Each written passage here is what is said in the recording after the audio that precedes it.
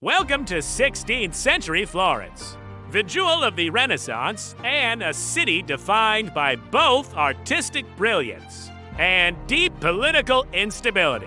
In a quiet study, Niccolo Machiavelli, a diplomat and philosopher, works tirelessly. He's a man who has seen the darkest sides of power. His goal was simple yet revolutionary: to write a handbook for a ruler who could finally unify the fractured Italian peninsula. At this time, Italy was not a single country. It was a chaotic patchwork of city-states, each vying for dominance through intrigue and war. Mercenary armies, or condottieri, roamed the countryside. Their loyalty belonged to the highest bidder, not to the land or the people. Machiavelli believed the only way to end this cycle of violence was through a strong, decisive leader. He looked toward the Medici family. He presented his treatise, The Prince, to Lorenzo di Medici, the young ruler of Florence.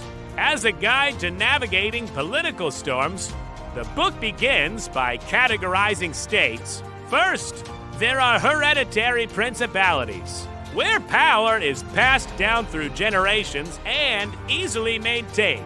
But Machiavelli was more interested in new principalities, those acquired by force or skill, where a leader's true character is tested. For Machiavelli, the perfect example of such a leader was Cesare Borgia. Borgia was a man of cold calculation and immense ambition. Borgia did not rely on luck.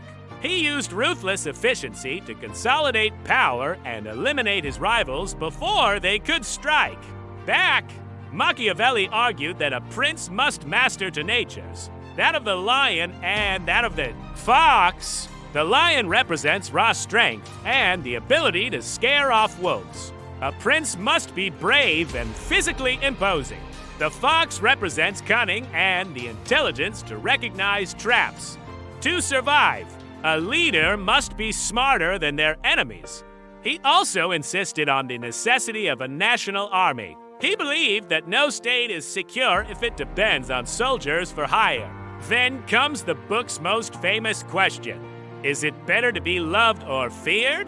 Machiavelli's answer was chillingly practical. Ideally, one should be both. But since they rarely come together, it is much safer for a prince to be feared than loved. Love is held by a chain of obligation that men break when it suits them. But fear is maintained by a dread of punishment that never fails. However, Machiavelli cautioned that being feared is not the same as being hated. A wise prince avoids taking property or women from his subjects. In his final chapters, his tone shifts from cold analysis to passionate plea. He yearned for a redeemer to save Italy. He saw the barbarian invasions from the north as a tragedy and believed that only a prince could restore Italy to its former Roman glory. Though written 5 centuries ago, The Prince remains the foundation of political realism.